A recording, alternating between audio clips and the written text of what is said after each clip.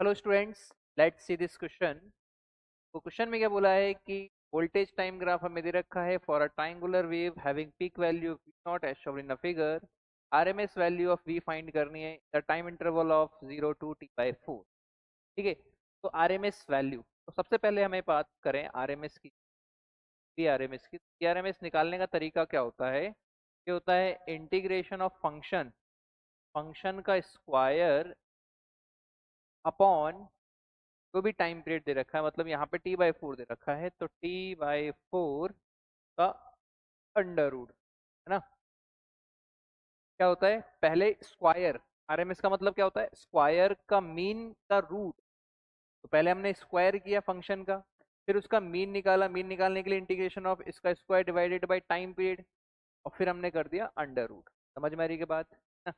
चाहो तो टाइम लिख लो, कुछ हमारे पास टाइम जितने भी टाइम के लिए पूछा है, यहाँ पे t/4 तक के लिए पूछा है वो चीज़। तो यहाँ पे पहले सबसे पहले हमें फंक्शन निकालना पड़ेगा इसका।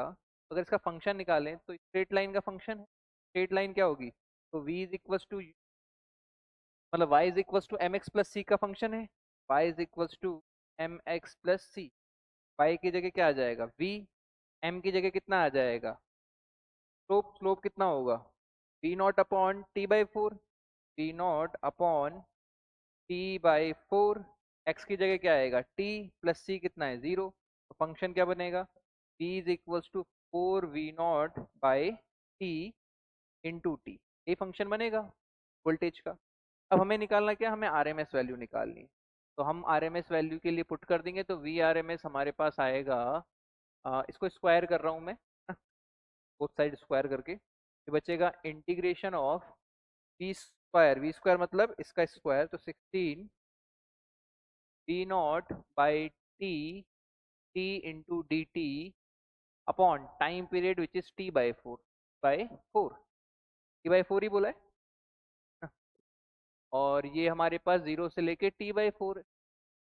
ठीक है, सॉल्व करते हैं तो 4/t बाहर आ जाएगा 16 नॉट अपॉन टी, और t का इंटीग्रेशन करेंगे तो t²/2 कहाँ से कहाँ तक, /4 से लेके 0।